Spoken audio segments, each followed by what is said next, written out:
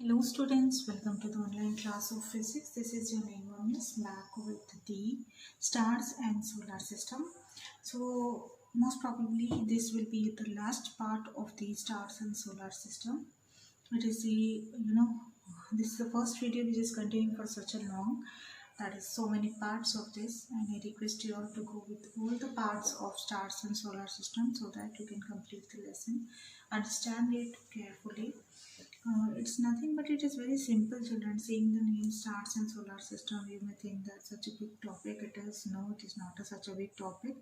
It is very easy to understand. You can easily grasp the knowledge because it's a social topic. Also, we have been learning in our social also, so it's not a great job, or it's not a hard job.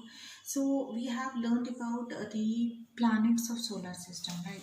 So in today's class we'll learn about some of the parts, different other parts of the solar system. Those are like not only parts, they are like some other what we can say celestial bodies, as I said. So we can find out those also. We have like first one, if we go with the it is asteroids. Okay, first one we will talk about asteroids. So asteroids are, there is a large gap between two orbitals, like orbitals of the planets of Mars and Jupiter. Okay, Mars and Jupiter. This gap is occupied by large number of small objects that revolve around the sun. Okay, they are called as asteroids. Fine. So asteroids can only be seen through large telescope. They appear to be very small. It is not clearly visible to us. And secondly, we have comets. Okay, secondly we have comets. Comets are also the members of our solar system. They revolve round the sun in a high elliptical orbit. Okay, they revolve in high elliptical orbit. Wherever, however, the period of revolvation around the sun is usually very long. It's very long because see, they appear to be very small when compared to the planet. So even though if they are rotating, it will take more time. So that's why when they revolve one revolution, that is revolving one revolvement around the sun, it will take like more time. Okay, it will take more time. Then a comet appears generally as a bright head with a long tail. How it appears? It appears as a bright head with a long tail. Okay. The length of the tail grows in size as it approaches the sun. As it approaches the sun, the length of the size increases. Okay, as it approaches the sun, this length of the tail increases. The tail of comet is always directed away from the sun. Okay, it will always it will be away from the sun. Many comets are known to appear periodically. One such comet is Halley's comet, which appears after every 76 years. Which appears only after every 76 years. Halley's comet is one of the comets which appears only after every 76 years. Okay. So next one we can talk about is meteors or meteorites. What it is? Meteors or meteorites.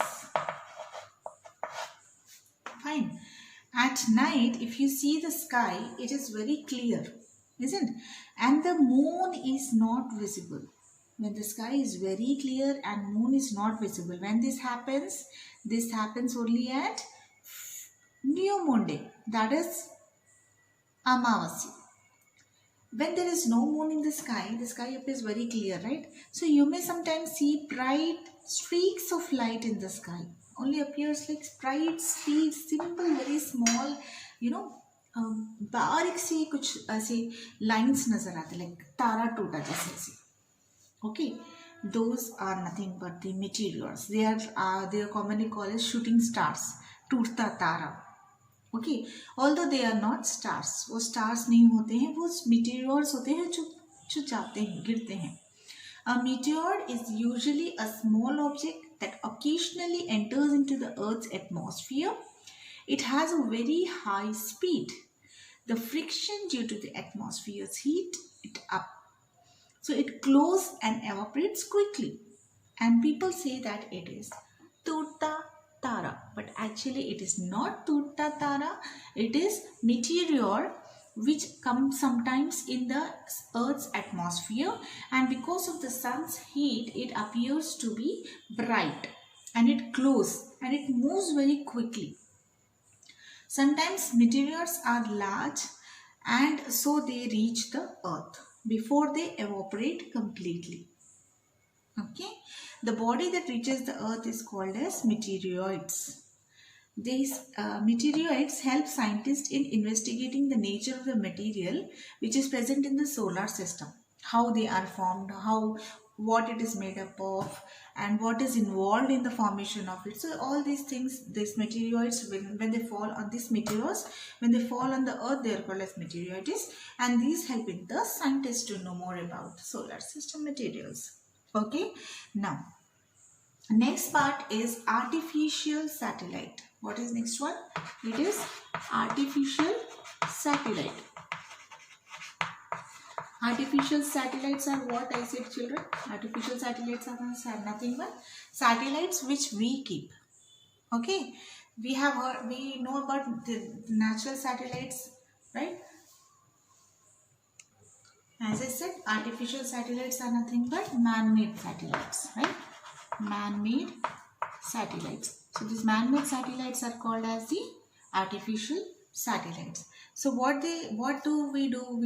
These artificial satellites are launched from the Earth to the outside Earth to observe the outside planet, right? So they revolve around the Earth much closer than Earth's natural satellite, that is Moon. So India has built and launched several artificial satellites. As you all know, Aryabhatta was the first man who was the first Indian artificial satellite, right? And some other Indian satellites like we have from INSAT, okay, IRS, Kalpana 1, right? Kalpana Chawla. I hope you all remember. She was also the first lady who went to the moon, right? We also had this this Chandrayaan 1, Chandrayaan 2. These also were done, right? Most of the artificial satellites, they have many practical applications like we use for forecasting the weather, transmitting the television and radio signals. They are also used for telecommunication, whatever we use today for callings and all. All these things involve the come under artificial satellites. Okay, this information about solar system is known to us from the past 200 to 300 years after the telescope were made. So before that we have not been knowing about that. But how did the olden people come to know about this? Without the telescope we did not come to know, right? But how these people came to know about this? So in olden days now people felt that the earth is flat, and because it looks flat, but they have so many doubts. It felt like it is a flat body. So they felt like it was a flat body. Earth was flat body because it appears to be flat right now, because we are walking on it, sitting on it, so whatever we are living on it, so it appears like flat, but actually the earth is spherical. They thought that earth is flat.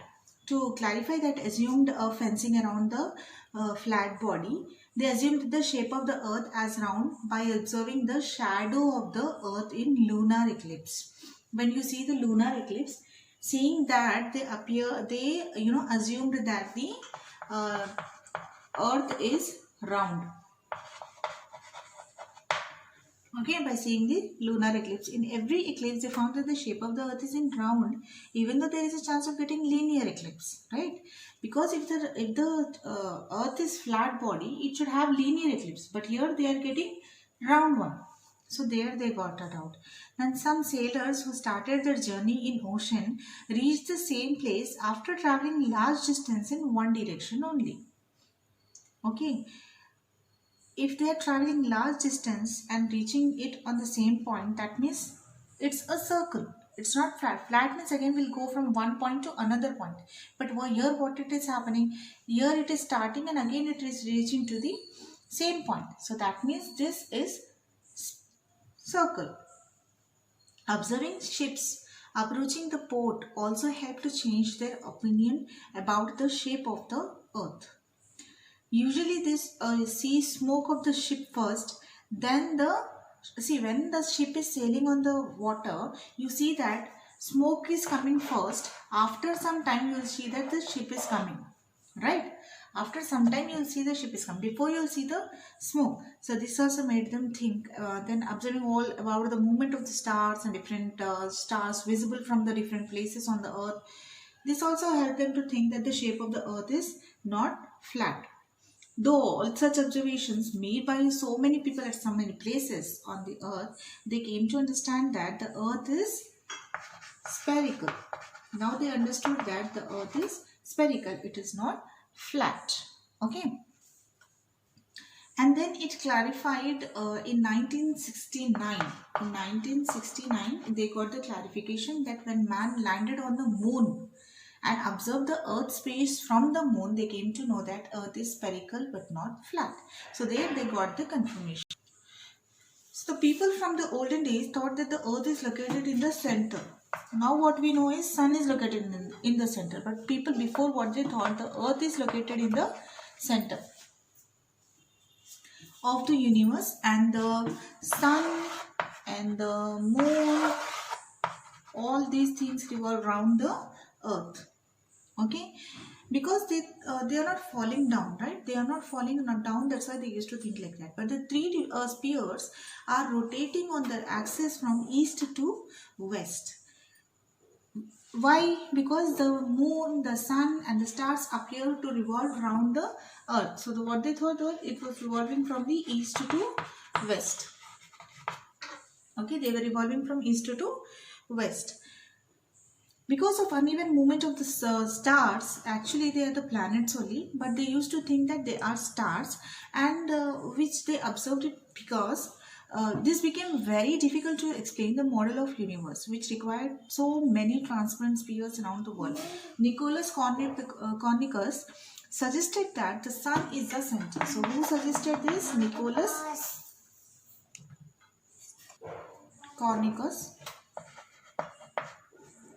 Copernicus.